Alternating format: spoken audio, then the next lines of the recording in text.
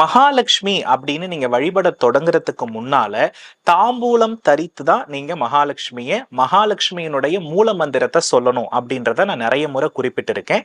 மேலும் அதை ஒரு முறை சொல்றேன். எப்பொழுதுமே பாத்தீங்கன்னா வெற்றிலை, பாக்கு, சுண்ணாம்பு, ரோஜா குல்கந்தோடு, ஏலக்காயினுடைய அந்த ஏல அரிசி, கிராம்பு இதெல்லாம் வைத்து நாம நன்றாக மென்று அந்த சாறை உமிழ்ந்து, அதாவது நம்ம நல்லா விழுங்கிட்டதுக்கு பிறகு நமக்கு நம்மளுடைய வாயிலிருந்து ஒரு நல்ல நறுமணம் வரும். இந்த நறுமணத்தோடு நாம் மகாலட்சுமியினுடைய மூல மந்திரத்தை ஜெபிக்கின்ற பொழுது அது மிகப்பெரிய வெற்றியை தரும் அப்படின்றதுதான் யதார்த்தமான ஒரு உண்மை.